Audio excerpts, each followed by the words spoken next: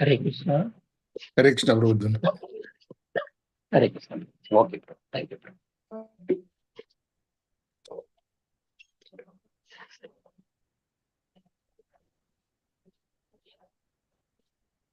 ஓம் நமோ பகவதே வாசுதேவாய.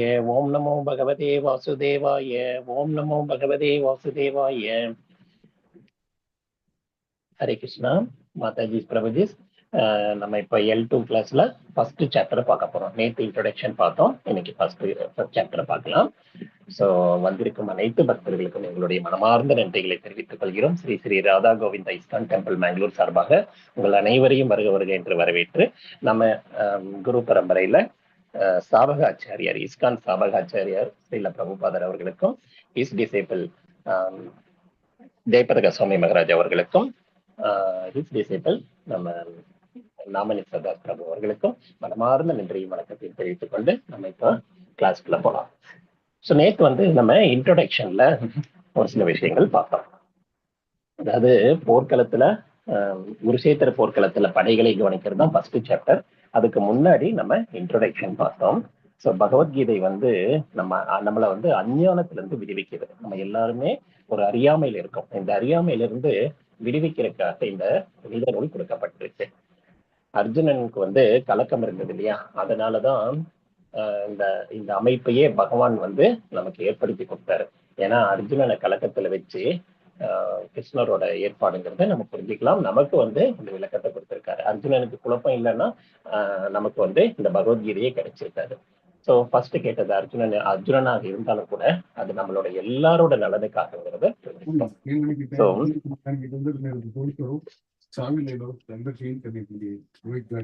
ஹரே கிருஷ்ணா. சோ பகவத்கீதை நம்மளுடைய இந்த இந்த இந்த பௌதிக உலகத்துல நம்ம நடக்கிற துன்பங்களுக்கு எல்லாம் தீர்வு கொடுக்குது. இது பகவானுடைய நேரடி உபதேசம். பகவான் கிருஷ்ணர் மட்டும் 574 ஸ்லோகம் சொல்லியிருக்காரு. 700 ஸ்லோகம் டோட்டலா பகவத்கீதையில இருக்கு. 574 பகவான் ஸ்ரீ கிருஷ்ணர் சொன்னது. அர்ஜுன் 84 ஸ்லோகமும், சஞ்சயன் 41 ஸ்லோகமும், திருதராஷ்டிரர் ஒரே ஒரு கேள்வி என்ன ஆச்சுன்னு ஃபர்ஸ்ட் கேட்கிறாரு. அதான் ஃபர்ஸ்ட் ஸ்லோகம். ஸோ நம்ம பகவத்கீதை இப்படி ஸ்டார்ட் ஆச்சு. ஸோ பகவத்கீதையை நம்ம எப்படி ஏத்துக்கணும்? சீட பரம்பரையில சீட பரம்பரையில அங்கீகரிக்கப்பட்ட சீட பரம்பரையில வரவங்க கிட்ட இருந்து நம்ம கேட்டு தெரிஞ்சுக்கணும். பக்தர்கள் வாயிலாக இதை கேட்டு தெரிஞ்சுக்கணும். அதுல உள்ளபடி ஏத்துக்கணும். நம்ம மெடிசின் எப்படி ஏத்துக்கிறோமோ பிரிஸ்கிரிப்ஷன் படி அதே மாதிரி நம்ம ஏத்துக்கணும். ஸோ அந்த சீட பரம்பரை ரொம்ப முக்கியம். ஸோ அது மாதிரி அதனாலதான் நம்ம ஸ்ரீல பிரபுபாதர் அவர் கீழே இருக்கிற சீடர்கள்ட்ட இருந்து நம்ம அவங்களோட கருணையினால நம்ம இந்த பகவத்கீதையை படிக்கிறதுக்கு நம்ம ட்ரை பண்றோம்.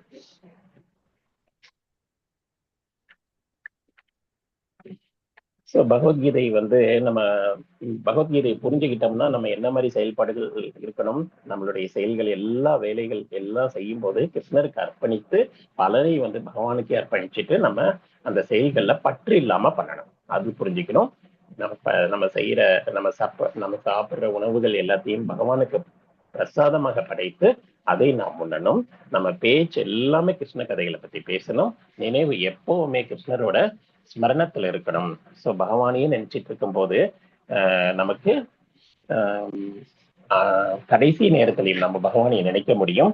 நம்ம இன்னர் கான்சியஸ் சப்கான்சியஸ் மைண்ட்ல கிளியரா அது நமக்கு அது உணர்த்தும். ஸோ நம்ம பகவானுடைய லோகத்துக்கே திரும்பி செல்லலாம் அப்படிங்கிறதெல்லாம் நம்ம பார்த்தோம்.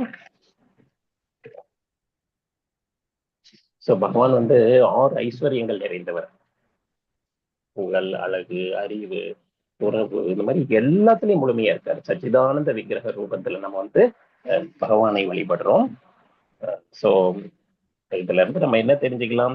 ஒரு குழந்தை தாய்கிட்ட எப்படி சரணடையுமோ அதே மாதிரி பகவான் கிட்ட நம்ம சரணடையும் போது நமக்கு அந்த திருப்தி கிடைக்கும். ஏன்னா நம்மளுடைய சொந்த நாடு அதுதான் புலோக விருந்தாவன். நம்ம அங்கிருந்துதான் வந்திருக்கோம். அதை மறந்து இருக்கிறதுனால பகவான்கிட்டயே போய் சேர்றதுக்காக அந்த நமக்கும் பகவானுக்கும் உள்ள அந்த உறவை நினைவுபடுத்தி ஆத்மாவுக்கு திருப்தி தரக்கூடியது பகவானுக்கு சேவை செய்யறது மட்டும்தான். ஆனா இங்க நம்ம இங்க ஆனந்தத்தை தேடிட்டு இருக்கோம். அந்த ஆனந்தம் கிடைக்காம நம்ம துன்பங்களை தான் அனுபவிக்கிறோம்.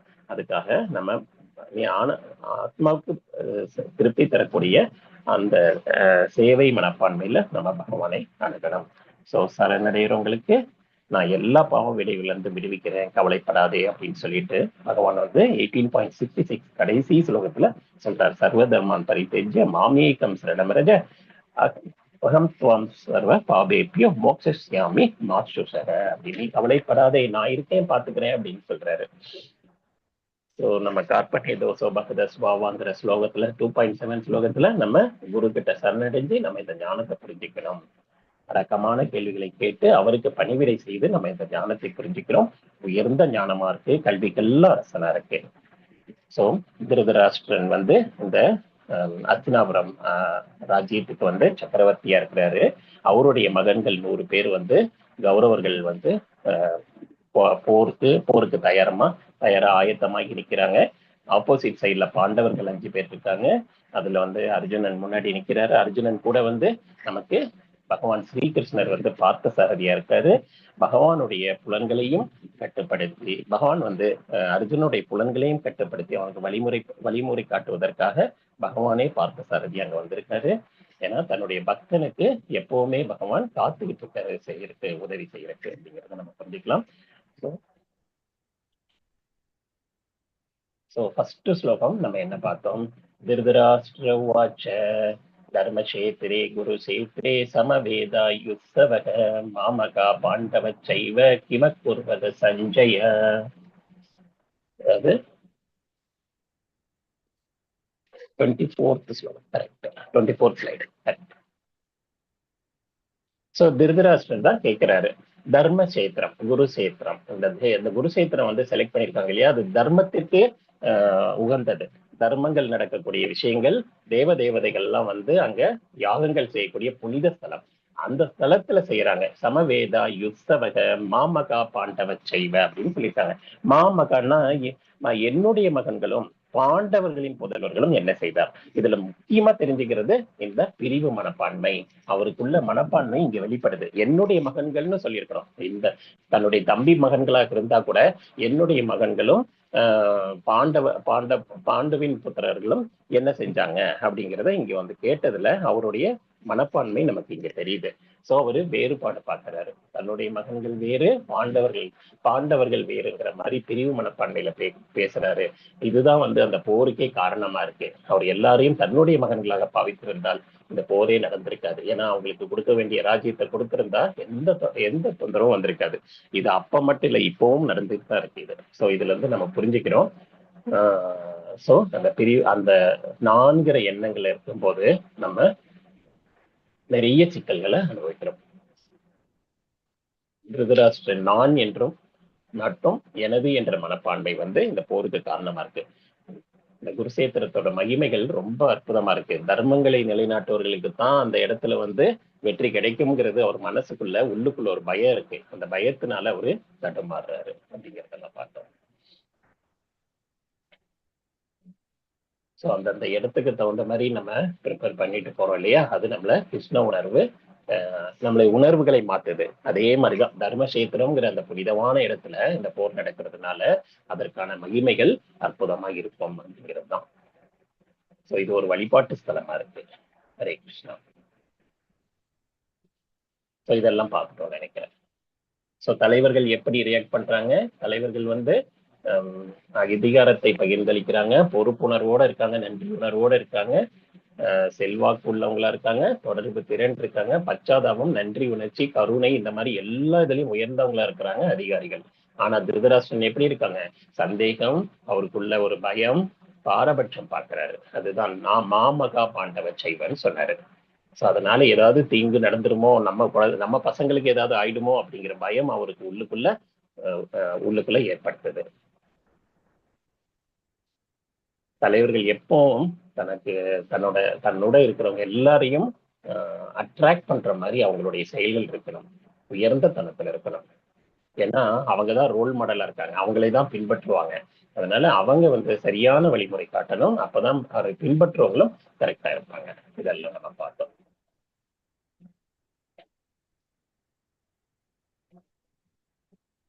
நமக்குள்ள அந்த பகவத்கீதை ஞானம் உள்ள இருக்கும் போது நம்ம எடுக்கிற டெசிஷன்ஸும் ரொம்ப மகத்துவமா இருக்கும்.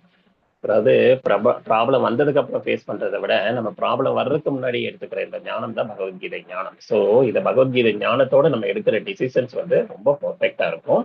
நமக்கு மனசுல வந்து எந்த கலக்கத்தையும் உண்டு பண்ணாது, எப்பவுமே நிம்மதியா இருக்கலாம். ஸோ அதெல்லாம் பார்ப்போம்.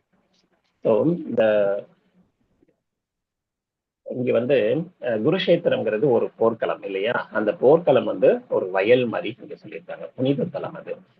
இதுல வந்து தேவையற்ற களைகள் எடுக்கணும். இப்ப நல்ல செடி வளரணும், அரிசி நெல் வளரும் அப்படின்னா அந்த நெல்லு செடி வளரும் அப்படின்னா அதுக்கு பக்கத்துல இருக்கிற அந்த தேவையற்ற களைகளை எடுத்தாதான் அந்த செடி வந்து மெயின் செடி வந்து சத்து உள்ளதா வரும். அதுக்காகவே நம்ம அப்பப்ப துளசி செடி வச்சிருந்தா கூட பக்கத்துல இருக்கிற அந்த களைகள் எல்லாம் அப்பப்ப எடுத்துடணும்.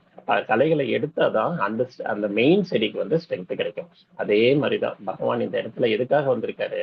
பரித்ராணாய சாது நாம் வினாசாய துஷ்கிருதாம் அப்படின்னு சொல்லிட்டு ஸ்லோகத்தில் சொல்றாரு. நான் பக்தர்களை காப்பதற்கும் அதர்மம் எங்கெல்லாம் அதர்மம் சீர்குலையுதோ அந்த இடத்துல நான் வந்து வரேன் அப்படின்னு சொல்லிட்டு பகவான் இங்க சொல்றாரு.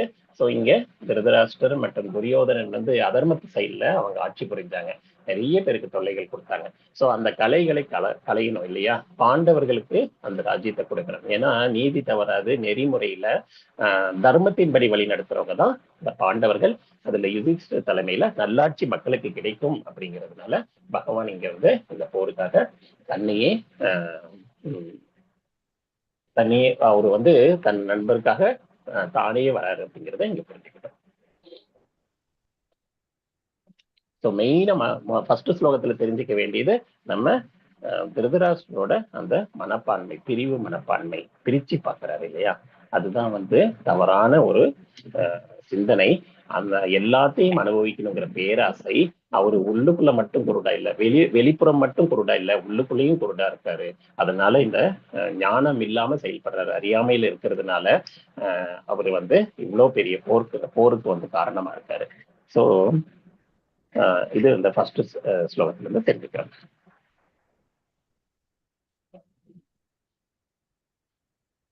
அதாவது பசங்க மேல வச்சிருக்கிற பற்று வந்து அவரோட ஆன்மீக பார்வையை மறைக்குது. ஆன்மீக பார்வை இருக்கும்போது நமக்கு இந்த பற்று வந்து குறைவா இருக்கும். அதனாலதான் பௌதிகத்துல வைக்கிற பற்றை ஜாஸ்தி வைக்காம கண்மூடித்தனமான பற்று அப்படின்னு கேள்விப்பட்டிருக்கு இல்லையா? அவங்க என்ன செஞ்சாலும் சரி, அதாவது பெற்ற தாய்க்கு வந்து தன் குழந்தை எது செஞ்சாலும் சரி, தவறாக திருட்டு தொழில் செய்யறவங்க கூட தாய் சரின்னு அங்கீகரிக்கிறாங்க. ஆனா வந்து பாசம் இருக்கணும். அதே சமயத்துல எது நல்லது கெட்டதுன்னு சொல்லி வளர்த்த தெரியணும் நமக்கு. அதெல்லாம் வந்து நம்ம இந்த கீதை ஞானத்துல வந்து புரிஞ்சுக்கிறோம். ஸோ பசங்களை எப்படி வளர்த்தணுங்கிறது ரொம்ப இம்பார்ட்டன்ட். அதுக்காக நம்ம கண்டிக்க வேண்டிய நேரத்துல கண்டிச்சு அவங்களை வழி நடத்தணும். இல்லைன்னா வந்து இவ்வளவு பெரிய சிக்கலை நம்ம இங்க பாக்குறோம் இல்லையா? இவ்வளவு உயிர் சேதம் நடக்குது.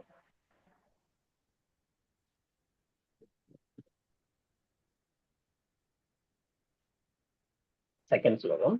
சஞ்சய உவாச்ச திருஷ்ட்வா பாண்டவானீகம் வியூடம் துரியோதனஸ்ததா ஆச்சாரியமுபசங்கம்ய ராஜா வசனம் அப்ரவேத். சஞ்சயன் சொல்றாங்க இந்த இடத்துல, அதாவது மன்னரே, அதாவது யார் இங்க மன்னர்? திருதராஷ்டிரன். திருதராஷ்டிரனுக்கு யார் சொல்றா? சஞ்சயன் சொல்றாரு. சஞ்சயன் என்ன பண்றாரு? அந்த போர்ல நடக்கிறது அந்த என்டையர் ப்ரோக்ராம இங்க அவருடைய திருஷ்டினால பாக்குறாரு. அவருக்கு திருஷ்டி யார் கொடுத்தது? வியாசர் வந்து கொடுத்துருக்காரு. ஏன்னா திருதராஷ்டிரர் பாக்குறதுக்கு ரெடியா இல்லாததுனால அந்த களங்கத்தை என்னால பார்க்க முடியாது, எனக்கு அந்த வேண்டாம், என்னால அந்த அந்த இதை நேரடியா பாக்குற அந்த சக்தி எனக்கு இல்லைன்னு அவர் ஒத்துக்கிட்டாரு. அதனால சஞ்சயன் அவரோட காரியதரிசிக்கு அந்த பவர் கொடுக்கப்பட்டது. அந்த பவர் மூலமா நம்ம இப்ப எப்படி டெலிகாஸ்ட் ஆன வேற இடத்துல டெலிகாஸ்ட் ஆகிற கிரிக்கெட்டை பாக்குறோமோ அதே மாதிரி அந்த காலத்திலேயே நடந்திருக்குங்கிறத புரிஞ்சுக்கலாம். சோ சயின்ஸ் எல்லாம் வர்றதுக்கு முன்னாடியே நமக்கு இதெல்லாம் ப்ரூவன் ஆயிருக்கு. அவர் வந்து பாக்குறாரு. அவர் பார்த்துட்டு சஞ்சயன் சொல்றாரு, பாண்டவர்கள் மகன்கள்னால அணிவகுக்கப்பட்ட படையை மேற்பார்வையிட்ட பிறகு மன்னன் துரியோதனன் தன் ஆசிரியரை அணுகி பின்வருமாறு கூறினான். அவங்க வந்து அங்க யாரு லீடரா இருக்காங்க? திருதராஷ்டிரோட மகன் துரியோதனன் லீடரா இருக்காங்க. அதர்மத்து சைட்ல இவங்க ஆட்சி புரியுறாங்க இல்லையா? சோ இவங்க வந்து அந்த அணிவகுப்புகளை பார்த்ததுக்கு அப்புறம் ராஜா ஏதோ பேசுறாரு. அந்த ராஜானா யாருங்க? மன்னர் வந்து துரியோதனன். இந்த இடத்துல போர்க்களத்துல வந்து துரியோதனன் நிக்கிறாங்க தலைமை தாங்கி.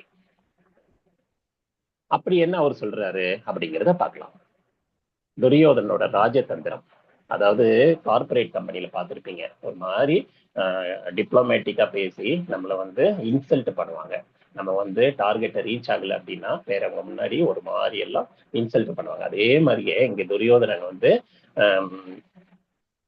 துரோணாச்சாரியரின் குறைகளை வந்து ராஜதந்திரத்துடன் சுட்டி காண்பித்தார். ஏன்னா துரோணர் வந்து அர்ஜுனனுக்கும் ஆச்சாரியார், அவரு அர்ஜுனனுக்கும் குருவா இருந்தாரு. சேம் டைம் துரியோதனன் சைட்ல இருக்கிறாரு. துரியோதனனுக்கும் அவருதான் அந்த வித்தைகளை கத்துக் கொடுத்தாரு. ஆனா அர்ஜுனன் வந்து அற்புதமான வில்லாளி ஆனதுக்கு காரணமே வந்து துரோணாச்சாரியார் தான்.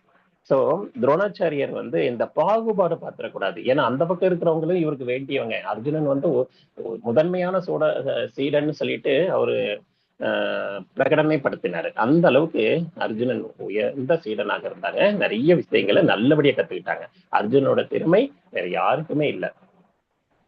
பில்லாளி அவங்க.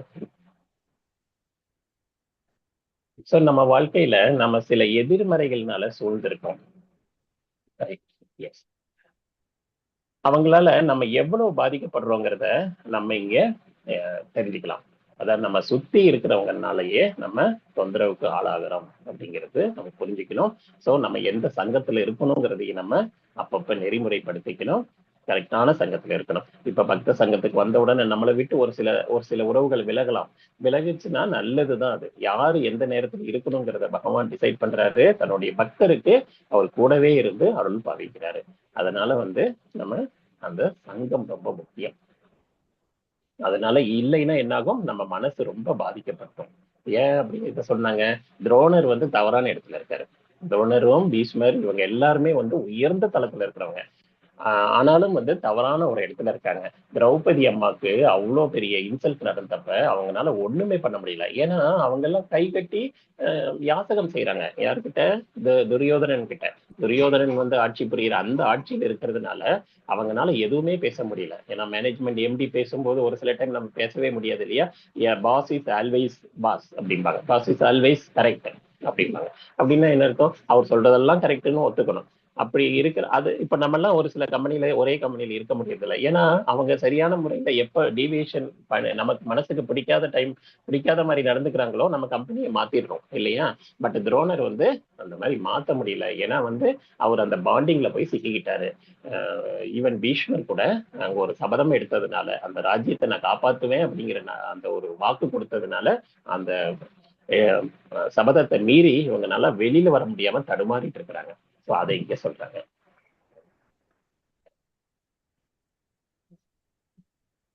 சோ நம்ம சங்கம் ரொம்ப முக்கியங்கிறது அந்த ஸ்லோகத்துல தெரிஞ்சுக்கலாம். அடுத்த ஸ்லோகம். பஸ்யைதாம் பாண்டுபுத்திராணாம் ஆச்சாரிய மகதீம் சமோம் வியூடாம் திருபத புத்திரேன தவ விஷயேன தீமதா. இந்த இடத்துல என்ன சொல்றாங்க? என்னோட ஆசிரியரே, இதோ பாண்டுவின் மகன்களின் பெரிய படையை உங்கள் புத்திசாலியான சீடரான துருபதனின் மகனால் திறமையாக ஏற்பாடு செய்யப்பட்டுள்ளது. யார்கிட்ட சொல்றா? இப்போ துரியோதனன் வந்து அவரோட ஆசிரியர் யாரு? துரோணன். அவங்க துரோணர் வந்து இவங்க சைட்ல இருக்கிறாங்க.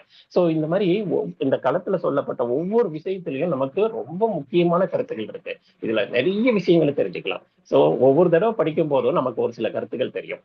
சோ இதை திரும்ப திரும்ப படிக்கிறது மூலமா நமக்கு நிறைய விஷயங்கள் நம்ம வாழ்க்கைக்கே கனெக்ட் ஆகும். அதுக்காகத்தான் இந்த போர்க்களத்துல இந்த பீஷ்ம பருவத்தை மட்டும்தான் நம்ம எடுத்து பார்க்கிறோம். கிருஷ்ணர் பேசுற இந்த விஷயம் தான் ரொம்ப முக்கியம். கிருஷ்ணர் இப்ப பேச போறாரு. அதனாலதான் இந்த பேசிக் இதெல்லாம் செட்டப்ஸ் எல்லாம் இப்ப ரெடி பண்றோம். கிருஷ்ணர் வரப்போறாரு இல்லையா? கிருஷ்ணர் பேச போறாரு இன்னும் கொஞ்ச நேரத்திலேயே. அதனால வந்து இந்த செட்டப் எப்படி இருக்குன்னு ஃபர்ஸ்ட் சொல்றோம். சோ பாண்டவின் மகன்களாகிய படையை வந்து அந்த பாண்டவர்கள் செட் பண்ணிருக்காங்க இல்லையா? பாண்டு இல்ல, அவர் இறந்துட்டாரு. சோ அவரோட பசங்க மட்டும்தான் இங்க இருக்காங்க. குந்தி தேவி தான் இவங்களை வளர்க்குறாங்க. 5 பசங்க. அந்த 5 பேரும் அந்த ஆப்போசிட் சைட்ல இருக்கிறாங்க, அர்ஜுனனையும் சேர்த்து. சோ அவங்க வந்து புத்திசாலித்தனமான சீடர்.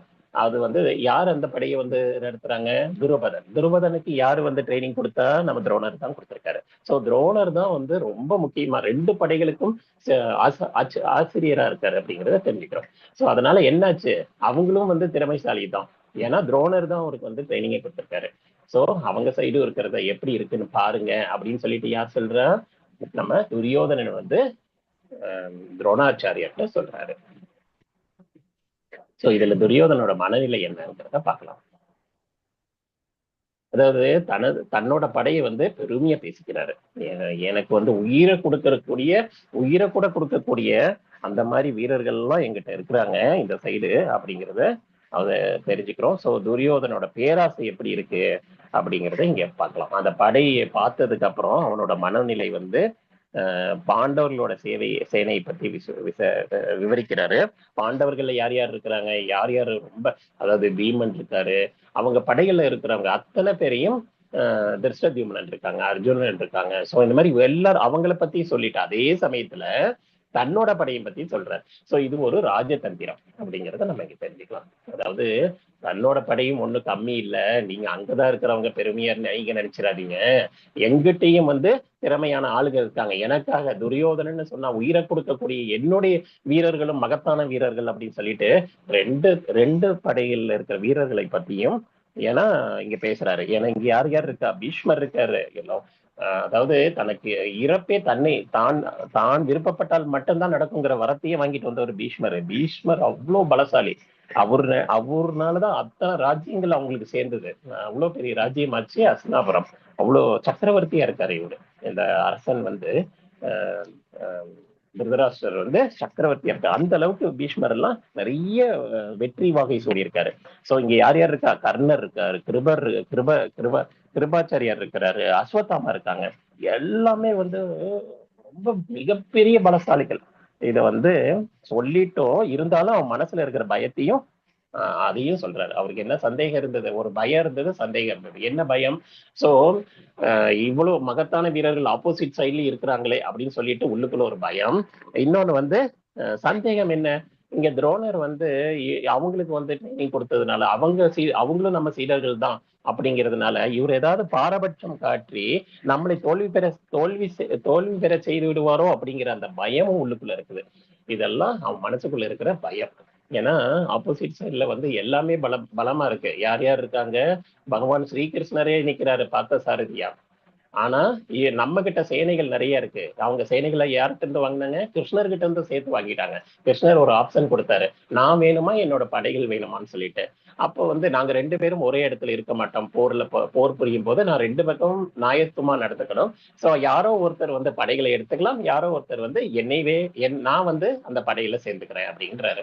அப்போதான் துரியோதனனுக்கு ஆப்ஷன் கொடுக்கப்பட்டது. துரியோதனன் என்கிட்ட சேனைகளையும் எனக்கே கொடுத்துருங்க அப்படின்னு சொல்லிட்டு வாங்கிட்டாரு. அத்தனை சேனைகள், மகத்தான சேனைகள் கிருஷ்ணரோட ராஜ்யத்தில் இருந்தது, துவாரகாபுரி இல்லையா, அங்க இருந்து கிடைச்ச அத்தனை சேனைகளையும் அவர் எடுத்துக்கிட்டாரு. கிருஷ்ணரை வந்து யார் கூட்டிட்டு போயிட்டா, அர்ஜுனன் கூட்டிட்டு போயிட்டாரு. ஏன்னா பகவானையே கேட்டு வாங்கிக்கணும், நம்ம புரிஞ்சுக்கணும் இல்லையா. ஒரு கதை அன்னைக்கு சொன்னோம் இல்லைங்களா, அதாவது ஒரு பாட்டி, வயதான பாட்டி தன் பாரத்தை தூக்க முடியல, விறக தூக்கிட்டு போறாங்க, பாரத்தை இறக்கி வைன்னு கேட்கிறாங்க. பாரத்தை இறக்கி வைன்னு கேட்டதை விட கிருஷ்ணரையே தனக்கு வேணும்னு கேட்டிருந்தாங்கன்னா அவங்களுக்கு எல்லா வளமும் கிடைச்சிருக்கும். ஆனா என்ன பண்ணிட்டாங்க, எனக்கு இந்த பாரத்தை இறக்கி வைன்னு கேட்டுட்டாங்க. சோ அது கிருஷ்ணர் வந்து என்ன பண்ணிட்டாரு, பாரத்தை மட்டும் இறக்கி வச்சுட்டு போயிட்டாரு. சோ நம்ம கேட்கறதுல நம்ம உயர்ந்த தளத்துல இருக்கிறவங்க கிட்ட உயர்ந்த லெவல்ல கேட்கணும். சோ அவங்களையே கொடுக்கறதுக்கு ரெடியா இருக்கும்போது நம்ம ஏன் வந்து சின்ன லெவல்ல கேட்கணும், பெருசாவே கேட்கலாம். அவரே நமக்கு கிடைச்சா போதுமே, மத்ததுக்கு எதுக்கு நம்ம ஆசைப்படணும். சோ அதை புரிஞ்சுக்கணும். சோ இவரு என்ன பண்ணிட்டாரு, துரியோதனன் நேர்மையானவங்களையும் சந்தேகப்படுறாரு. தவறான ஒரு ராஜதந்திரம். இவங்க மனசே சரியில்லை யாருக்கு, துரியோதனனுக்கு. அவன் வந்து ஒரு அதர்ம வழியில போறவன். அதனாலதான் தவறாகவே சிந்தனை பண்றான். துரோணர் வந்து நேர்மையா நடந்திருக்காரு. இத்தனைக்கும் திரௌபதி அம்மாக்கு போர் துன்பம் வந்தப்ப, துரியோதனால சங்கடம் வந்தப்ப அவரு தடுத்து நிறுத்த முடியல. அந்த அளவுக்கு அவரு தன்னுடைய கடமையில தவறாது இருந்தாரு. இருந்தாலும் நேர்மையா இருந்தவரையும் சேர்ந்து சந்தேகப்படுறாரு. இதெல்லாம் வந்து தவறான புத்தி. சோ தவறையும் தெரிஞ்சுக்கிறோம், நல்லதையும் தெரிஞ்சுக்கிறோம். பகவத்கீதையில இருந்து எதெல்லாம் பின்பற்றோம், எதை பின்பற்றக்கூடாதுன்னு தெரிஞ்சுக்கிறோம். தற்பெருமை பேசிக்கிறாரு, தனக்குத்தானே தற்பெருமை பேசி ஒரு பாதுகாப்பு தேடுறாரு. நம்ம கிட்டயும் ஸ்ட்ராங்கா இருக்காங்க, கவலைப்படாதீங்க அப்படிங்கிற மாதிரி அவருக்கே இவர் அட்வைஸ் பண்றாரு. யாருக்கு, தன்னுடைய ஆசிரியருக்கு. சந்தேகப்படுறதுனால நம்ம வாழ்க்கையில நிறைய பேர் இழக்கிறோம். சோ அன்புக்குரியவர்கள் கூட துன்புறுத்திடுறோம். இந்த விஷயத்துல ரொம்ப கேர்ஃபுல்லா இருக்கும். சோ அடுத்த 4 ஸ்லோகம் இருக்கு, 4, 5, 6, 7. இந்த 4 ஸ்லோகத்திலையும் என்ன சொல்றாங்கிறத பார்க்கலாம். ஏன்னா இதுல எல்லாமே பேர்கள் தான். இந்த பேர்கள் வந்து என்னென்னங்கிறத பார்க்கலாம். பீமனுக்கும் அர்ஜுனனுக்கும் சமமான வில்லாளிகள் பலரும் இருக்கின்றனர். ஹரிகிருஷ்ணா பிரபுஜி, மாதாஜி, யாராவது படிக்க விருப்பப்படுறீங்களா?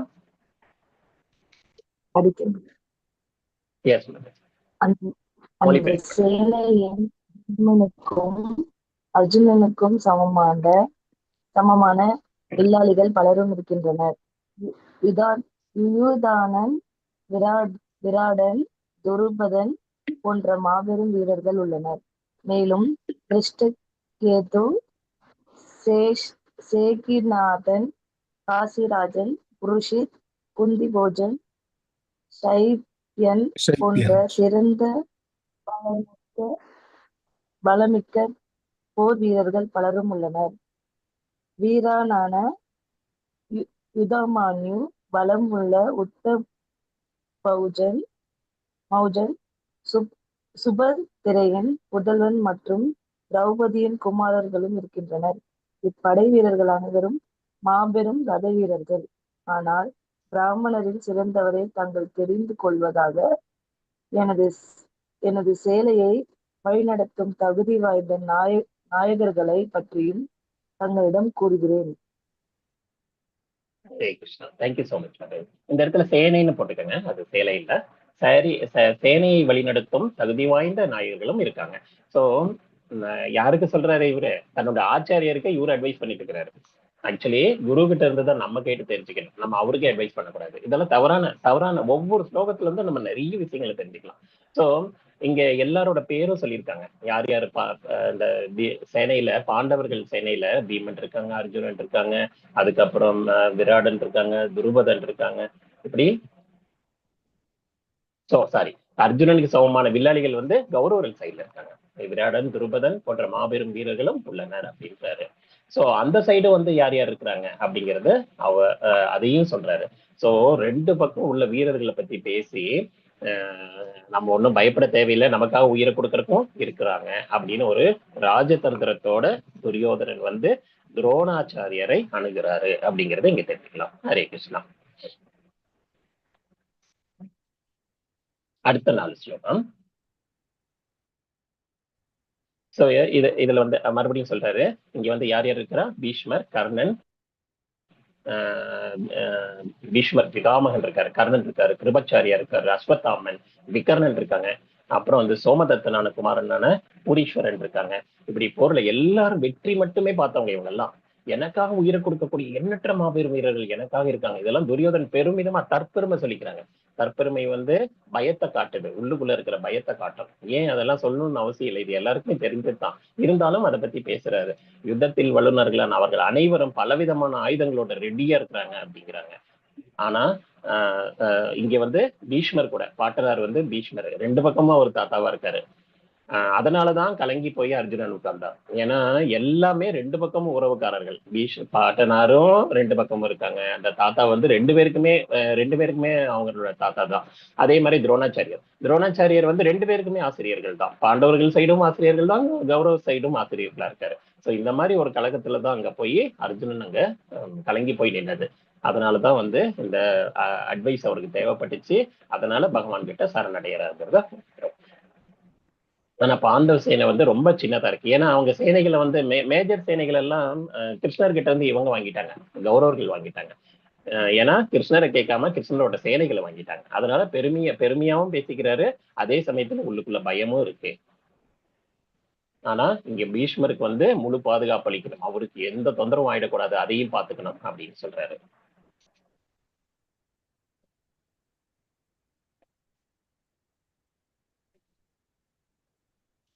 இதுல இருந்து நம்ம 12வது ஸ்லோகம். சோ தஸ்ய சஞ்சன்யன் ஹர்ஷம் குரு விருத்த பிதாமக சிம்ஹநாதம் வினத்யோச்சை சங்கம் தத்மௌ பிரதாபவான். இந்த இடத்துல குரு வம்சத்தின் மாபெரும் வீரர் யாரு? பீஷ்மர். அவருக்கு வந்து தன்னோட சங்க எடுக்கிறாரு. சிங்க கர்ஜனையோட அந்த சங்க ஊதி துரியோதனனுக்கு மகிழ்ச்சி கொடுக்கிறாரு. அவன் பாட்டுக்கு பேசிக்கிட்டே இருக்கான் துரியோதனன். என்ன இப்படி நடக்குது, அந்த போர்கள் அங்கேயும் உங்க வீரர்கள் இருக்காங்க, ஆனா எனக்குள்ள இவ்வளவு என்னவோ ஒரு குழப்பத்திலையும் பயத்திலையும் புலம்பிக்கிட்டு இருக்காரு. சோ இவனுக்கு ஒரு சின்ன ஒரு என்கரேஜ்மெண்ட் கொடுக்கலாம் அப்படிங்கன்னா அந்த படையில தானே இருக்காரு, அவருக்கு தன்னுடைய கடமை செய்யணும் இல்லையா. பீஷ்மர் தன்னோட சங்க எடுத்து ஊதும் போது அவனுக்கு கொஞ்சம் மகிழ்ச்சி ஆகும் அப்படிங்கறதுக்காக பீஷ்மர் தன்னோட சங்க ஊதுறாரு. ஆஹ் துரியோதன் மேலேயும் ஒரு பாசம் இருக்கும் இல்லையா, ஏன்னா அவனும் பேரன் தானே அதனால. ஆனா அவருக்கு உள்ளுக்குள்ள தெரியும் வெற்றிக்கு நமக்கு வாய்ப்பே இல்லைன்னு. ஏன்னா ஆப்போசிட் சைட்ல இருக்கிறது யாரு, கிருஷ்ணன் இருக்காரு. துரியோதன் பயந்த உள்ளத்திற்கு ஆறுதல் அளிக்கிறதுக்காக அந்த சங்கம் ஊதுறாரு. சிங்கம் போன்ற அவரது நிலையை நிலைநாட்ட. ஏன்னா இந்த போர்லயே சிங்கமா இருக்கிறது யாரு, பீஷ்மர் தான். எல்லாத்துக்கும் முதன்மையா இருக்காரு.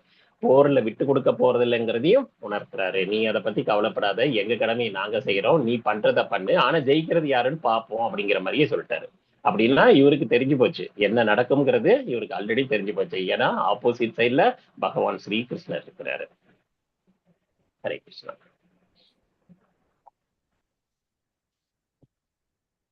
தத சங்காச்ச பேரியச்ச வனவானக கோமுகா சகசைவாப்பிய ஹன்யந்த சஹசப்தஸ்து முலோபவத். இந்த இடத்துல சங்குகள், மத்தளங்கள், முரசு, கொம்பு, தாரைகள், தப்பட்டை அப்படி எல்லாமே அட்ட டைம்ல முழங்குது. அந்த பேரொலி கேட்கறதுக்கு எப்படி இருந்தது, பயங்கரமா இருந்தது. ஏன்னா கை வரைக்கும் போகுது.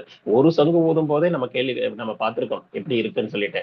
அது நம்ம தெய்வீகத்துல வர்றது அந்த சவுண்டு. இப்போ இந்த போர்ல வர சவுண்ட் எப்படி இருக்கும், அவங்களோட ஃபீலிங்கோட அதை ஊதுவாங்க இல்லையா, அந்த சவுண்டு பயங்கரமா இருந்ததுன்னு சொல்றாங்க.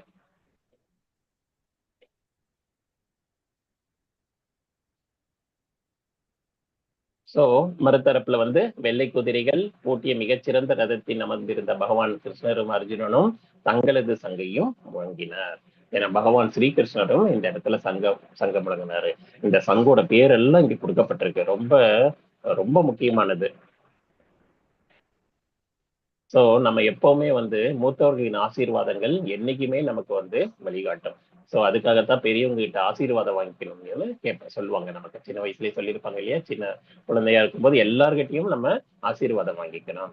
ஏன்னா அவங்க முன்னேறி இருக்காங்க இல்லையா, அவங்க வெற்றிகளை பார்த்திருப்பாங்க. அவங்களோட ஆசீர்வாதம் நமக்கு ஒரு உத்வேகத்தை கொடுக்கும் அப்படிங்கிறத நீங்க புரிஞ்சுக்கிறோம். அது அது அது மாதிரி யார் பண்ற இங்க ஆப்போசிட் சைட்ல நிக்கிறாரு அர்ஜுனன். அவரு பீஷ்மர் கிட்ட ஆசீர்வாதம் வாங்குறாரு. பீஷ்மர் யாரு, பீஷ்மர் ஆப்போசிட்ல நிக்கிறாரு. அவரோட தாத்தாவா இருந்தா கூட ஆப்போசிட் சைட்ல நிக்கிறாரு.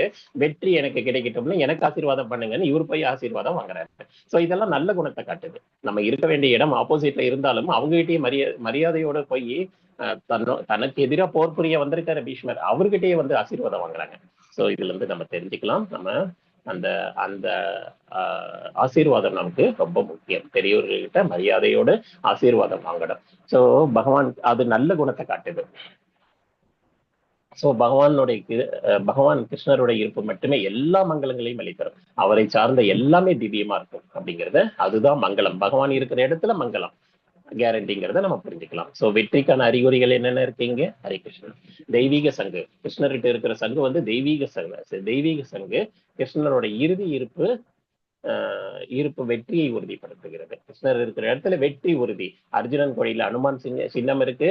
லட்சுமி தேவி அங்க வாசம் செய்யறாங்க. ஏன்னா அனுமான் இருக்காரு. அனுமான் இருந்தா ஸ்ரீராமர் வருவாரு. ராமர் வந்துட்டா தேவி லட்சுமி தேவி பின்னாடியே வந்துருவாங்க. சீதா தேவி பின்னாடியே வராங்க இல்லையா.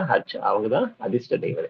அர்ஜுனனுக்கு கொடுக்கப்பட்ட அக்னி தேர் அக்னி தேவர் கொடுத்தது. அந்த தேர் பரிசாக கொடுத்தது. சோ எல்லாமே மகத்துவம் வாய்ந்ததா இருக்கு. அர்ஜுனன் இருக்கிற அத்தனை விஷயங்களும் மகத்தானவைங்கிறது இங்க புரிஞ்சுக்கலாம். இங்க பகவான் கிருஷ்ணரோட சங்கு பேர் இங்க சொல்லியிருக்காங்க. பாஞ்சஜன்யம் ரிஷிகேஷா தேவதத்தம் தனஞ்சய பௌண்ட்ரம் தத்மோ மகாசங்கம் பீமகர்ம விருகோதக. சோ பகவான் கிருஷ்ணர் பாஞ்சஜன்யம்ங்கிற சங்கம் வச்சிருக்காரு. அர்ஜுனன் தேவதத்தம் அப்படிங்கிற சங்கையும் வச்சிருக்காரு.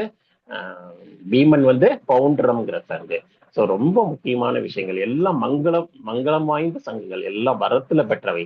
சோ பாண்டவர்கள் பிறப்பே அற்புதம் இல்லையா. அவங்க தேவர்களின் வரத்தினால குந்தி தேவிக்கு பிறந்தவங்க. குந்தி தேவி நார்மலா நமக்கு எப்படி குழந்தை பிறக்குமா அந்த மாதிரி இல்ல. இவங்க எல்லாம் அந்தந்த தேவர்களை நினைத்து அவங்க பிரார்த்தனை பண்ணதுனால அவங்களுக்கு எல்லாம் கிடைச்ச 5 குழந்தைகளும் அதே மாதிரிதான் பிறந்தது. அது நம்ம கதையில தெரிஞ்சுக்கலாம். மகாபாரத போர்ல இப்போ இப்ப இப்ப இதுல வந்து இவங்க 5 பேருமே எல்லா செயல்களிலும் புனிதமா இருக்காங்க, தர்மத்தை ஃபாலோ பண்றாங்க, அது தெரிஞ்சுக்கலாம். ஹரே கிருஷ்ணா. சோ பகவான் கிருஷ்ணர் வந்து ரிஷிகேஷர்னு புரிஞ்சுக்கிறோம். அவர் தான் ரிஷிகேஷர் அப்படின்னாலே புலன்களுக்கு எல்லாம் அதிபதி, எல்லாரோட புலன்களுக்கும் அதிபதி. நம்ம வந்து நம்மளோட புலன்களுக்கு தான் அதிபதியா இருக்க முடியும். வேறவங்க புலன்களை நம்ம கண்ட்ரோல் பண்ண முடியுமா? முடியாது. நம்ம புலன்களையும் நம்மளால கட்டுப்படுத்த முடியல. சோ பகவான் ஸ்ரீகிருஷ்ணர் வந்து அர்ஜுனனுடைய புலன்களையும் கண்ட்ரோல் பண்றதுக்காக அவரு பார்த்தசாரதி அங்க இருக்காரு. ஸோ பகவான் ஸ்ரீகிருஷ்ணர் வந்து எல்லாரோட எல்லாரோட நம்மளோட புலன்களும் பகவானோட அம்சங்கள். ஆனா பௌதிகத்துல வந்து இந்த சிக்கல்ல மாட்டிக்கிட்டு நம்ம தவறான செயல்கள்ல நம்ம புலன்களை ஈடுபடுத்தி கொண்டிருக்கிறோம். அதை வந்து மாற்றி பகவானுடைய சேவையில பண்ணும்போது ஆத்மாக்கு நித்தியம் ஆனந்தம் கிடைக்கும். சோ அதை வந்து பகவான் சேவையில ஈடுபடுத்தணும். ஹரே கிருஷ்ணா. சோ இங்க மறுபடியும் அந்த சங்கு பேரெல்லாம் சொல்றாங்க. அந்த சங்கு பேரெல்லாம் ரொம்ப முக்கியங்கிறதுனால. ஹரே கிருஷ்ணா.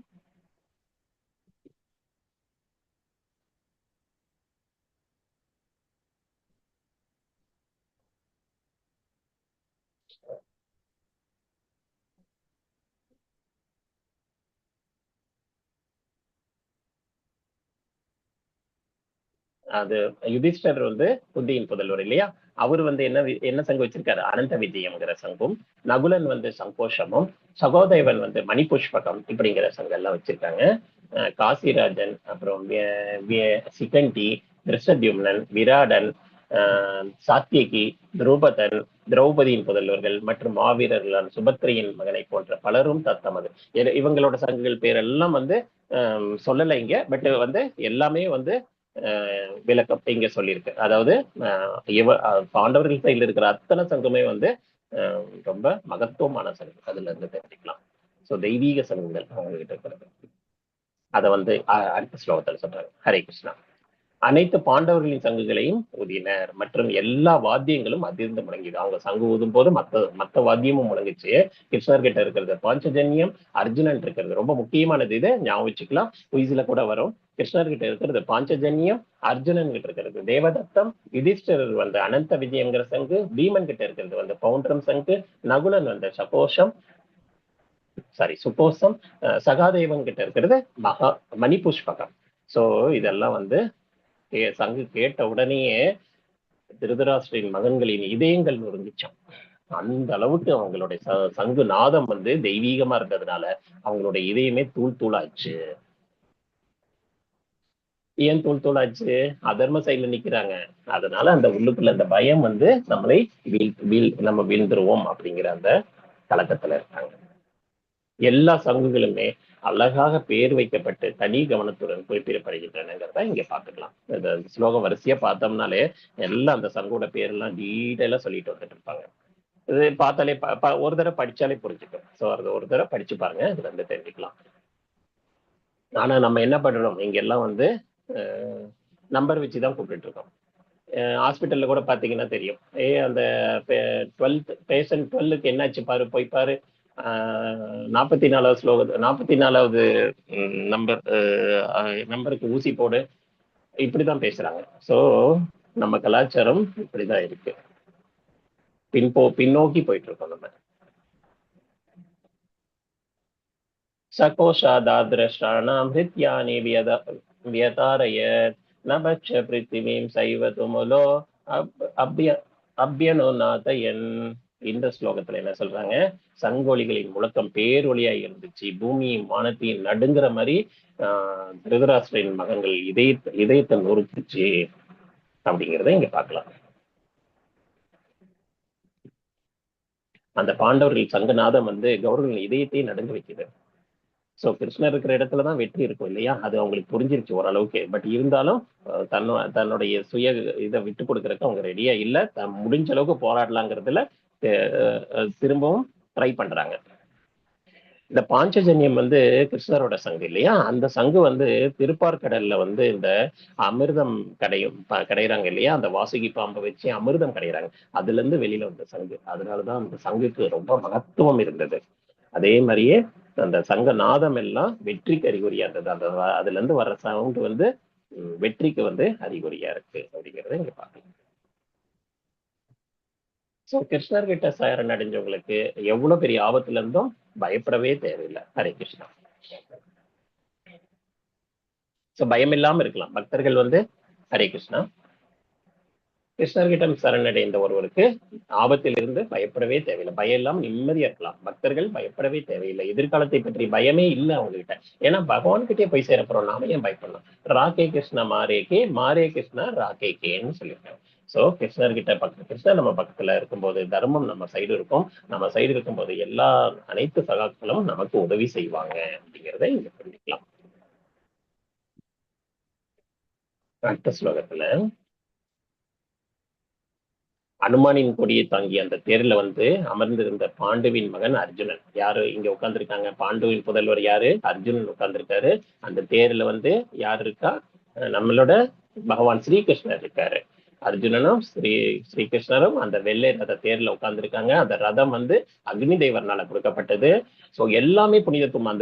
அது வந்து வரத்தால பெற்றப்பட்ட அந்த வில்லாளி அர்ஜுனனுக்கு வந்து அந்த அம்பு கிடைச்சது இல்லையா, காண்டீபம். காண்டீபம் வந்து அது கூட வரத்தினால பெற்றது. இப்படி எல்லாமே புனிதத்துவமானதா இருக்கு. அந்த வில்லை ஏந்தி தயாராகிறாங்க. திருதராஷ்டிரின் மைந்தர்களை கண்டவுடன் பகவான் ஸ்ரீகிருஷ்ணரை நோக்கி இப்ப வந்து இங்க வந்து கொடியில கூட ஆஞ்சநேயர் இருக்கிறார். ஆஞ்சநேயர் இருக்கிறதுனால அவங்களுக்கு வெற்றி நிச்சயம்ங்கிறதும் எல்லா சிம்டம்ஸும் காமிச்சு கொடுத்துட்டு இருக்கு. அதை பார்த்துட்டு அர்ஜுனன் வந்து பேசுறாங்க. அர்ஜுனனின் கொடி வந்து அனுமானின் கொடி வந்து அர்ஜுனன் தேர்ல இருக்கு. ஹரே கிருஷ்ணா. சோ வெற்றிக்கு இது மற்றொரு அறிகுறியா இருக்கு. அதாவது வெற்றி, அது செல்வம். ராமர் இருக்கிறாரு, ராமர் கூடயே சீதா பிராட்டி இருக்காங்க. சோ வெற்றி கேரண்டி இல்லையா? ஆஞ்சநேயர் வந்து அவ்வளவு சிறந்த பக்தர். ஆஞ்சநேயர் மாதிரி பக்தி பண்றதுக்கு நம்மளால முடியவே முடியாது. அந்த அளவுக்கு அவர் வந்து கோபப்பட்டார், இலங்கையவே எரிச்சாரு. ஆஞ்சநேயர் வந்து அவ்வளோ அற்புதமான பக்தர். சோ அவர் இருக்கிற இடத்துல வெற்றியும் நிச்சயம் அப்படிங்கறத இங்க படிக்கலாம். அடுத்த ஸ்லோகத்துல ஹரே கிருஷ்ணா. अर्जुन उवाच सेनयोरुभयोर्मध्ये रथं स्थापयमेच्युत यावत् एतानरिस्. அது ஏன் எல்லோ கலர் சரியா தெரியல, படிக்க முடியும். படிக்கிறீங்களா? யாராவது ஸ்லோகம் படிக்கிறீங்களா? விருப்பப்படுறீங்களா? நான் படிக்கிறேன் பிரபு. அர்ஜுன உவாச்ச நீங்க படிங்க. சேனையோர் உபயோர் மத்தியே ரதம் ஸ்தயாமேச்சுத யாவத் ஏதான் நிரீகேஷ் நிரீஷேகம் யோத்து காமான் அவஸ்திதான் கைர்மயா சக யோத்தியத்வம் அஸ்மின் ரணமுத்தியமே. Hare Krishna. Hare Krishna. Thank you so much. Arjunan என்ன சொல்றாங்க? வீழ்ச்சி அடையாதவரே, போர் புரியும் ஆவலுடன் இங்கே கூடியுள்ளவர்களில் எவர்களோடு நான் இந்த மாபெரும் போரில் ஈடுபட வேண்டும் என்பது பார்க்கும்படி தயவு செய்து எனது ரதத்தை. இந்த போர்க்களத்துல வந்து 2 சைடு போர் புரியறதுக்காக நிக்கிறாங்க இல்லையா? நம்ம சைட்ல இருக்கிறவங்களை பத்தி நமக்கு தெரியும். பட் ஆப்போசிட் சைட்ல யார் யார் வந்திருக்காங்க, யாருதான் என்ன கொண்டுட்டு இந்த ராஜ்யத்தை எடுக்கணும்னு வந்து முன்னாடி நிக்கிறாங்க அப்படிங்கிறத வந்து நான் பார்க்கணும். அப்படிங்கிற அந்த போர் புரியிற ஆசையில வந்திருக்கிற அவங்களெல்லாம் நான் பார்க்கணும். அதனால நம்மளோட தேரை கொண்டு போய் அங்க நிறுத்துங்க. ஏன்னா ஸ்ரீகிருஷ்ணர்கிட்ட இன்னும் சரணடையல. இந்த ஸ்லோகம் வரும்போது இன்னும் சரணடையலைங்கிறத நம்ம தெரிஞ்சுக்கிறோம்.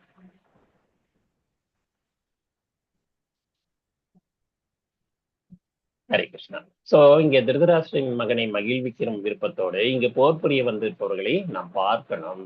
யாரெல்லாம் வந்து அந்த திருதராஷ்டிரனையும் இந்த துரியோதனனையும் மகிழ்விக்கணுங்கிறதுக்காக தன்னுடைய உயிரையும் தியாகம் கொடுக்கறதுக்காக வந்திருக்காங்க. ஏன்னா போர்ல வந்து வெற்றி கிடைச்சால் தப்பிக்கலாம், பட் வெற்றி கிடைக்கலன்னா என்ன ஆயிடும்? உயிர் போகும் இல்லையா? அந்த உயிரையும் விடுறதுக்கு தயாரா வந்திருக்கிற அவங்களெல்லாம் நான் கொஞ்சம் பார்க்கணும் அப்படின்னு சொல்றாங்க. ஹரே கிருஷ்ணா. சோ போர்ல ஈடுபட வந்தவங்க எல்லாம் பார்க்கணும். யார் யார் வந்திருக்காங்க, அவங்களோட ஆர்வம் என்ன, அவங்களுடைய பலம் என்ன, போர்க்களத்துல இந்த சமாதான முயற்சிக்கு இடமில்லைன்னு தெரிஞ்சும் அவங்க எல்லாம் போருக்கு தைரியமா வந்திருக்காங்க. வீட்டுல எல்லாம் அவங்க அனுப்பிச்சு விட்டுருக்காங்க, போயிட்டு வா போர் புரின்னு சொல்லி. யார் அந்த வீரர்கள் அப்படி நான் பார்க்கணும் அப்படிங்கிறாரு நம்ம அர்ஜுனன். ஹரே கிருஷ்ணா. சோ பக்த வச்சலன் பகவான் சொல்றாரு. பகவான் வந்து பக்த வட்சலன் இல்லையா? பக்தருக்காக ஒரு பார்த்த சாரதியா வந்திருக்காரு. அவர் தான் பக்த வட்சலன். சோ பகவான் என்ன சொல்றாரு? என்றுமே வீழ்ச்சி அடையாதவர். அவர் அச்சுதான்னு சொல்றோம், வீழ்ச்சியே அடையாதவர். தூய பக்தியின் ஆணையை மேற்கொள்றாரு. தூய பக்தன் ஏதாவது ஆணையிட்டால் அந்த அதை வந்து கடமையா செய்யறாரு பகவான் அப்படிங்கிறத பாக்குறோம். பகவானுக்கும் நமக்கும் இடையே சேவை திவ்யமான போட்டி. சேவை செய்ய நமக்குள்ள போட்டி வச்சிருப்பாங்க. அவங்க எல்லாம் பக்தர்கள் வந்து சேவை செய்ய காத்துக்கிட்டு இருக்காங்க. சோ பகவான் என்ன செய்யறாரு? பக்தனுக்கு சேவை செய்ய காத்துட்டு இருக்காரு. சோ நமக்குள்ள ஒரு போட்டியே நடந்துட்டு இருக்கு. பகவான் நமக்காக வந்து சேவை செய்ய காத்துட்டு இருக்காருன்னா அது கேட்கவே எவ்வளவு சந்தோஷமா இருக்கு. சோ நமக்காக இப்படிப்பட்ட ஒருத்தர் வான்னு கூப்பிடும் போது நம்ம போய் சரணடைய வேண்டாமா?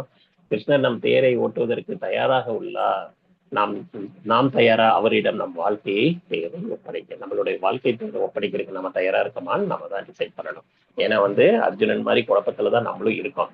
அது பகவான் ஸ்ரீகிருஷ்ணர்கிட்ட சரணடைஞ்சதுனால அவரு உத்தமமான இந்த ஞானத்தை பெற்றாரு. அவர் வாழ்க்கை நெறிமுறைப்படுத்தப்பட்டது. சோ நம்மளும் அதே மாதிரி இந்த கலக்கங்கள்ல இருந்து விடுபடுறதுக்கு பகவான் ஸ்ரீகிருஷ்ணர் கிட்ட நம்ம வாழ்க்கையை ஒப்படைச்சோம்னா அவர் நம்ம வாழ்க்கையை வந்து அவருக்கு சேவைகள் செய்யும் போது அவர் நம்ம பிரச்சனையை நம்ம அவரு பாக்குறாரு அப்படிங்கறத இங்க தெரிஞ்சுக்கலாம்.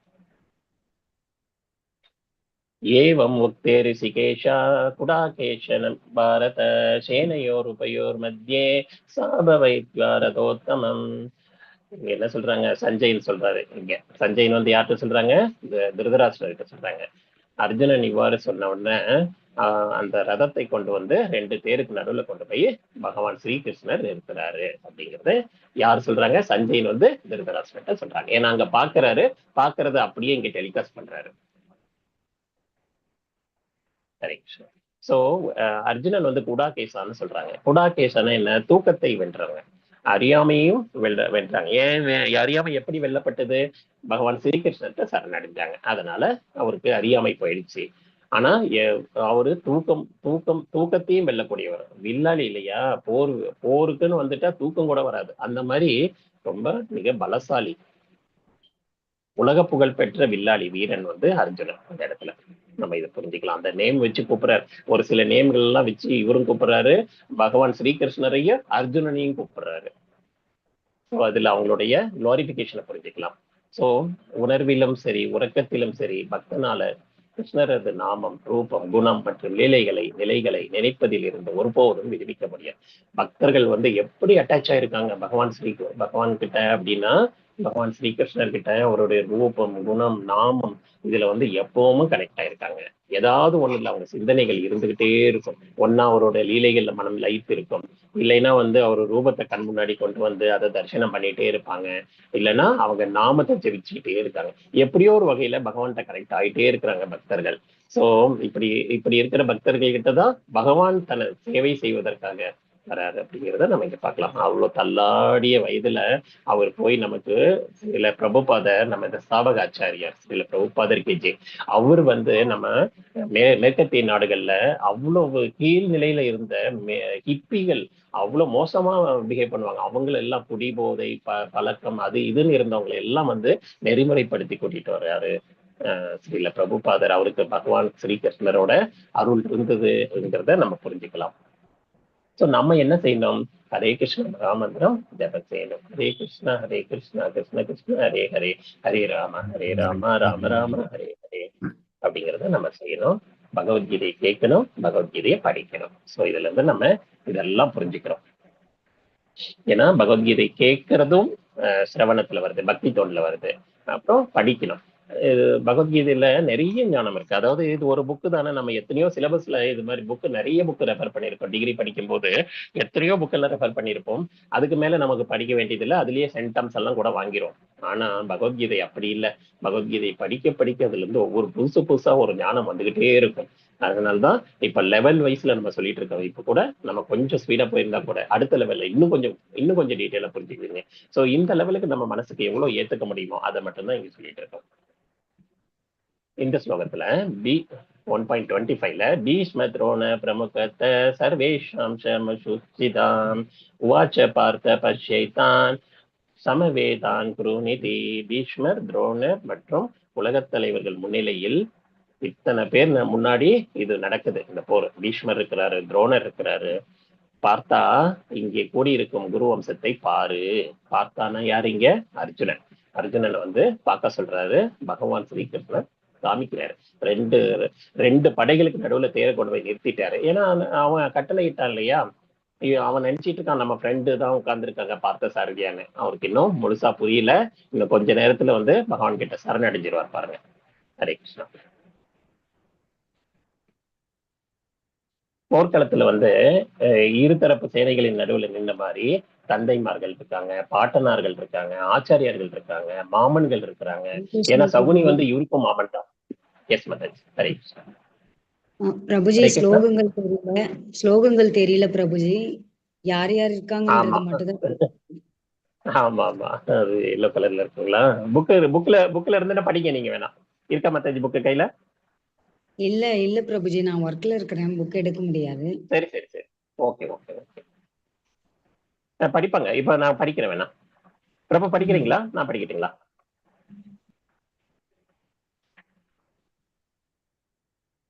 தத்ரா பாஷ்யத்திதான் பார்த்த பித்ரோநத பிதாமகன் ஆச்சாரியான் மாதுலான் பிராத்ரோன் புத்ரான் பௌத்ரன் சகீம் சதா ஸ்வசூரான் சுகிருத்தைவ சேனையோர் உபயோரபி. ஸோ இந்த ஸ்லோகத்துல என்ன சொல்றாங்க? இது ரெண்டு தரப்பு சேனைகளுக்கு நடுவில் நின்ற மாதிரி தந்தைமார்கள் இருக்காங்க, பாட்டனார் இருக்காங்க, ஆச்சாரியர்கள் இருக்காங்க, மாமன்கள் இருக்காங்க, சகோதரர்கள் இருக்காங்க, மகன்கள் இருக்காங்க, பேரன்களும் இருக்காங்க. ஆப்போசிட் சைட்ல அத்தனை பேரும் இருக்காங்க. கிருஷ்ணரோட பேரன்களும் இருக்காங்க இங்க எல்லாம், இல்லையா? நண்பர்கள் இருக்காங்க, மாமனார்ஸ் இருக்காங்க. எல்லா நலன் விரும்பிகளும் கூடி இருப்பதை அர்ஜுனால பார்க்க முடியுது. மனம் கலங்குனதுக்கு காரணம் இங்க புரிஞ்சுக்கலாம் நம்ம. ஏன்னா வேற நாட்டோட நம்ம போர் புரியல, ஒரே நாட்டுக்குள்ள நடந்த போர் இது. அதனாலதான் இவ்வளவு மனக்கலக்கம். அதுவும் பக்தர்களுக்கு ஜென்ரலாவே இறக்க குணம் இருக்கு இல்லையா? அதுல மனம் குழம்பி போய் அர்ஜுனன் வந்து பகவான் கிட்ட கலக்கத்தோட பாக்குறாரு. சோ இங்க எல்லா உறவினர்களையும் பாக்குறோம். யார் யார் இங்க தாத்தாவா இருக்காங்க? பீஷ்மர், சோமதத்தர், இவங்க எல்லாம் வந்து தாத்தா ஸ்தானத்துல இருக்காங்க. ஆச்சாரியர்கள் யார் யார் இருக்காங்க? துரோணாச்சாரியார், கிருபாச்சாரியார், இவங்க எல்லாம் வந்து உயர்ந்த தளத்துல இருக்கிறாங்க. மகத்துவமான ஆச்சாரியர்கள்.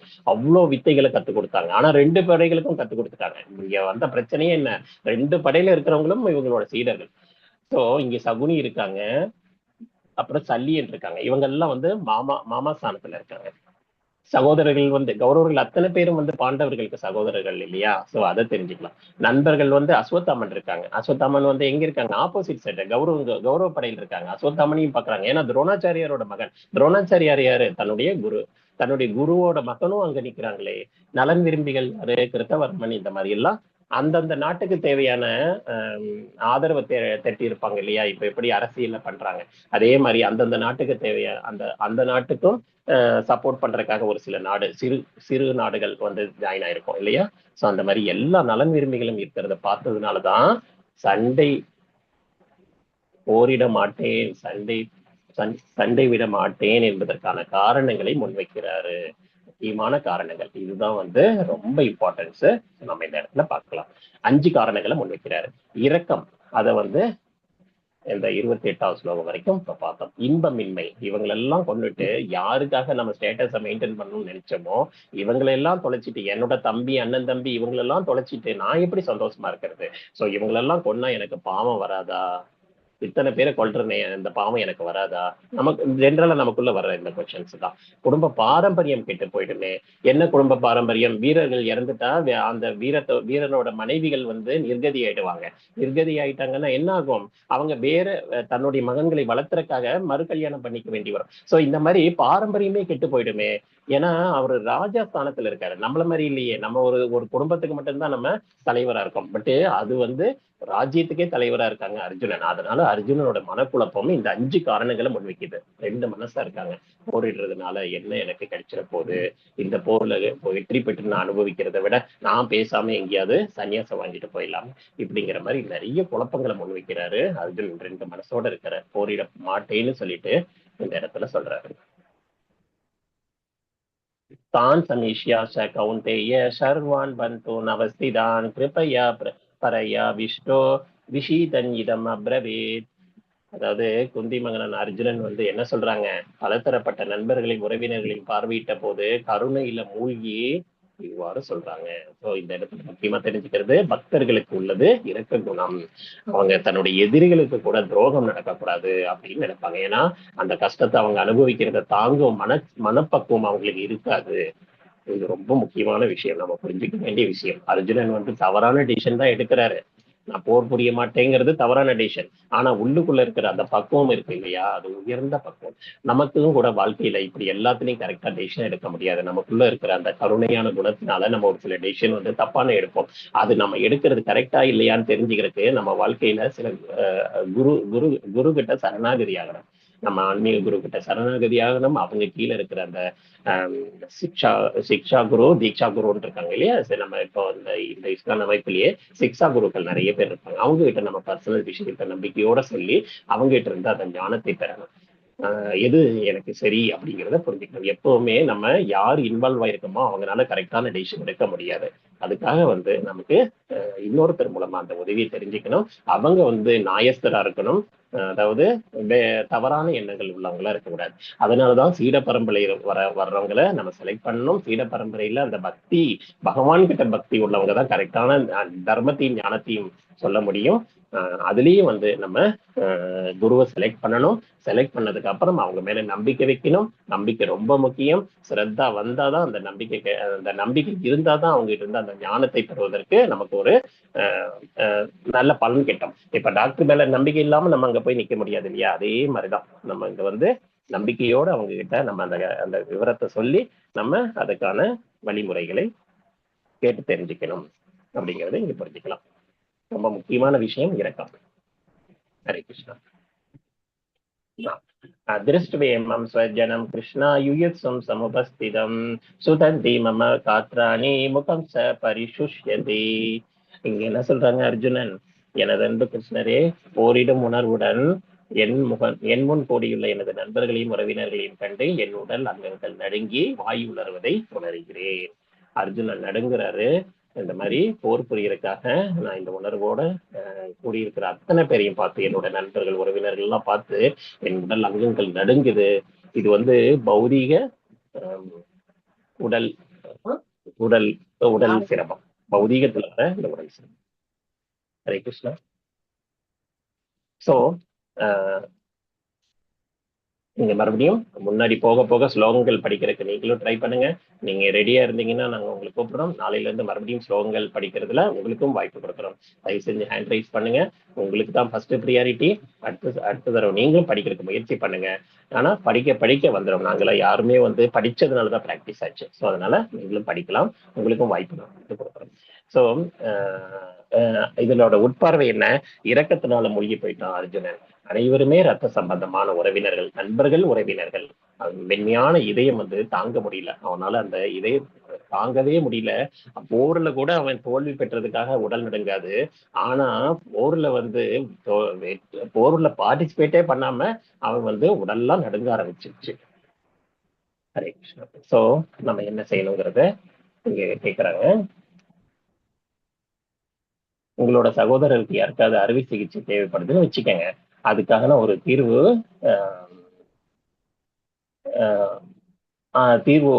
சொல்றாங்க. ஆனா அதை பார்த்து ரொம்ப பயப்படுறாங்க. நிறைய பேர் பார்த்திருக்கீங்க. அம்மா எல்லாம் வந்து இப்போ எனக்கு ஆப்ரேஷனா எனக்கு பயமா இருக்குப்பா, நான் அங்க போறது நேரம் நான் உயிரே விட்டுருவேன் அப்படிம்பாங்க. நம்ம நிறைய இடத்துல கேள்விப்பட்டிருக்கோம் இந்த மாதிரி.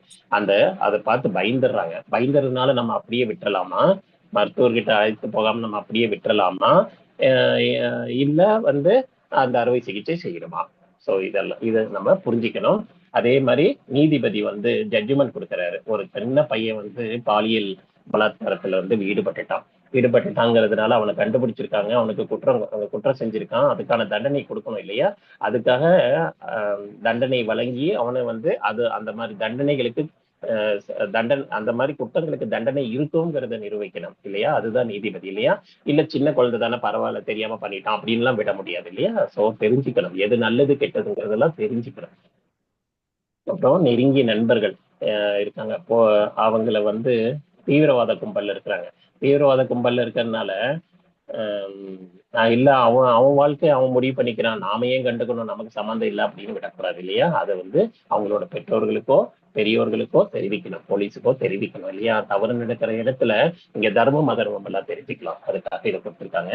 அப்புறம் வந்து குழந்தைகள் வந்து சாப்பிட மாட்டேங்கிறாங்க. சாப்பிடலன்னா நம்ம என்ன பண்றோம், அது கூட எதையாவது மிக்ஸ் பண்ணி நம்ம அப்படியே இப்போ மருந்து கொடுக்கணும், டானிக் கொடுக்கணும்னு அது கூட வேற ஏதாவது மிக்ஸ் பண்ணி, ஸ்வீட்டோட சேர்த்து மிக்ஸ் பண்ணி எல்லாம் தாய் கொடுக்குறாங்க பார்த்துருக்கோம் இல்லையா.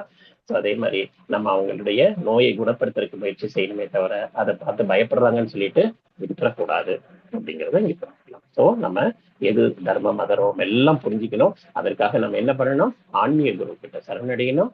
அதனால நமக்கு இந்த ஞானம் கிடைக்கும். பகவத்கீதை உள்ளபடி புரிஞ்சுக்கிட்டா இதுல இருந்து ஒரு சில எக்ஸாம்பிள் கொடுத்துருக்காங்கல்ல, இதெல்லாம் நம்ம வாழ்க்கை முறையில நிறைய விஷயங்கள், நிறைய ஞானத்தை கொடுக்கும். சோ இதை பின்பற்றும் போது இதை படிச்சு டீட்டெயிலா புரியும் போது நமக்கு நிறைய தர்ம விஷயங்கள் புரிய ஆரம்பிக்கும். இரக்கங்கிறது ரொம்ப நல்ல குணம் தான், ஆனா இது தவறாக பயன்படுத்தக்கூடாது. அது பயன்படுத்தும் போது நம்மளுடைய பலவீனத்தை தான் பிரதிபலிக்குது. ஸோ இந்த இரக்கம் சரியான இரக்கம் இல்லை. ஏன் இந்த இரக்கம் சரியான இரக்கம் இல்லை? அவன் வைக்க வேண்டிய இடத்துல இரக்கம் வைக்கல. அவங்க என்ன நல்லவங்களா? அவங்க எவ்வளவு பிரச்சனைகளை பண்ணிட்டு இருக்காங்க, இந்த தேசத்தை நாசம் பண்ணிட்டு இருக்கிறாங்க, இத்தனை பேருக்கு தீமையை விளைவிக்கிறாங்க. அப்பேற்பட்ட அந்த அந்த காலத்திலே பெண்களுக்கு அவ்வளவு உயர்ந்த மரியாதை கொடுத்திருந்தாங்க. அதுவும் குலமகள். அவங்க இந்த ராஜ்யத்துக்கே மருமகள் இல்லையா, யாரு, நம்ம திரௌபதி. அவங்களுக்கு ஒரு சேதாரம் நடக்கும் போது அதை பார்த்துட்டு சும்மா இருக்கலாமா?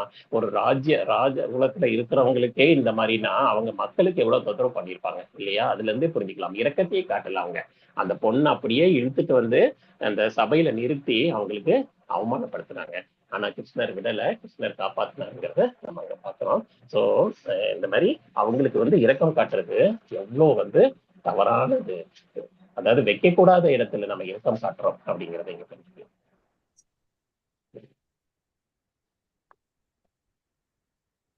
ஹரே கிருஷ்ணா. வேபதுஷ்ச சரீரே மே ரோமஹர்ஷ ஜாயதே காண்டீபம் ஸ்ரம்ஷதே ஹஸ்தாத் த்வச்சைவ பரிஹ்யதே. என் உடல்லாம் நடுங்குது, மயிர்கூச்சு எரியுது, காண்டீபம் கையில இருந்து நடுங்குது, தோல்லாம் எரியுது. அது மாதிரி பௌதிகத்துல வரும் இல்லையா, நமக்கு ஒரு சில டைம் அந்த மாதிரி எல்லாத்தையும் நம்ம அனுபவிக்கணும் அர்ஜுனன். ஏன் அப்படிங்கிறத நம்ம புரிஞ்சிருக்கோம். சீனரியோ எப்படி ரெண்டு பக்கமும் ஆச்சாரியர் காமனா இருக்காங்க, தாத்தா தாத்தா எல்லாருமே காமனா இருக்காங்க. அப்புறம் ரெண்டு பக்கத்துக்கும் தாத்தாவா இருக்காங்க. அப்புறம் நண்பர்கள் இருக்காங்க, உறவினர்கள் இருக்கிறாங்க, நல்ல இதயம் கொண்டவர்கள் நிறைய பேர் அந்த பக்கம் இருக்கிறாங்க. துரோணாச்சாரியா இருக்கிறாரு, கிருபாச்சாரியா இருக்காரு, பீஷ்ம பிதாமகன் இருக்காரு. இவங்க எல்லாம் உயர்ந்த தளத்துல இருக்கிறவங்க. பட் ஆப்போசிட் சைட்ல நிக்கிறாங்க. அது கூட யார் நிக்கிறா? கர்ணன் வேற நிக்கிறான். கர்ணன் யாரு? அவனுக்கு தம்பி முறையாகுது. அது அந்த கதை புரிஞ்சுக்கலாம் நீங்க. சாரி, அண்ணன் முறையாகுது. கர்ணனும் நிக்கிறாரு. கர்ணன் ஆப்போசிட்ல நிக்கிறார். பாண்டவர்களுக்கு அவரும் ஒரு சகோதரர் அப்படிங்கிறது அந்த கதையில மறுபடியும் பார்க்கலாம். சோ இப்படி எல்லாரும் நிக்கிறதுனால அவங்க தடுமாறுறாரு நம்ம அர்ஜுனன். நாச்ச சக்னோம் வஸ்தாதும் பிரம்மதீவ ச மே மனஹ நிமித்தானி ச பஷ்யாமி விபரீதானி கேசவ. இனியும் என்னால இங்க நிக்க முடியாது, என் மனம் குழம்பி என்னையவே நாம இருக்கிற கேசிங்கிற அரக்கனை கொன்றவரே கிருஷ்ணரே, கெட்ட சகுனங்களை மட்டும்தான் நான் பாக்குறேன். கேசிங்கிற ஒரு அரக்கனை கொண்டதுனால கேசவான்னு நம்ம வச்சிருக்கோம் பேர் இல்லையா? சோ கிருஷ்ணரை நான் இங்க கிருஷ்ணர்கிட்ட சொல்றாரு, என் மனம் குழம்பி போய் நான் தடுமாற்றத்துல இருக்கேன். இப்பதான் அவரோட மன அழுத்தத்தோட அறிகுறிகள் எல்லாம் வெளிப்படுது. என்னென்ன? ஹரே கிருஷ்ணா. கைகள்லாம் நடுங்குது, வாய் உளருது, வாய் உலர்ந்து போய் ட்ரை ஆயிடுச்சுன்னு சொல்லுவோம் இல்லையா? அந்த மாதிரி, அதாவது நம்ம ரொம்ப டென்ஷன் ஆயிட்டோம்னா வாய் உலர்ந்து போயிடும். அது மாதிரி முழு உடலும் நடுங்குது, மயிர் கூச்சு விடுது, கரங்கள்ல காண்டீபம் கை நழுவி கீழே விழுவுது, சர்வமெல்லாம் எரியுது, உடல் பூரா எரிய ஆரம்பிக்குது, கால்கள் நிக்க முடியல, தடுமாறுது, ஷேக் ஆகுது, மனம் ரொம்ப குழம்பி போயிருக்கு. இத்தனை பிரச்சனைகளையும் பார்த்துட்டான். அவனோட புலன்கள் அத்தனையும் தொந்தரவுக்குள்ளாயிருக்கு, பௌதிக தொந்தரவுள்ளாயிருக்கு. சோ இது பக்தியில உயரும் போது இதுல இருந்து நமக்கு அந்த ஞானம் வெளிப்படும் போது இந்த மாதிரி சங்கடங்கள் வருவதில்லை.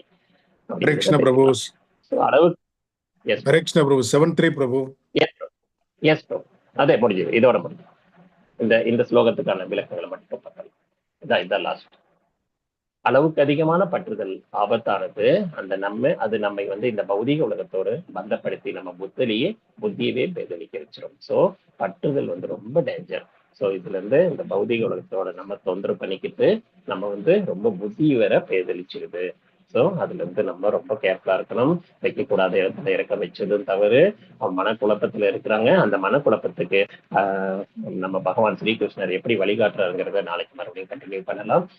இது நிறைய இந்த சங்க நாதங்கள் பெயர்களும் வீரர்களின் பெயர்களும் தான் இது வரைக்கும் நிறைய இருந்தது. அதனாலதான் ஒரு சில பெயர்கள் வந்து படிச்சு பார்த்தாலே புரிஞ்சுக்கும். நீங்க இன்னொரு தடவை படிச்சு பார்த்தீங்கன்னா அந்த ஸ்லோகம் ஈஸியா புரிஞ்சுக்கலாம். வாஞ்சா கல்பத்ருப்யச்ச கிருபா சிந்துபியவச்ச பதிதானாம் பாவனேபியோ வைஷ்ணவேபியோ நமோ நமः. அனந்த கோட்டி வைஷ்ணவ விருந்து கே ஜெய். ஜெகத்குரு ஸ்ரீல பிரபுபாதர் கே ஜெய். நாமாச்சாரிய ஹரிதாஸ் தாக்கூர் கே ஜெய்.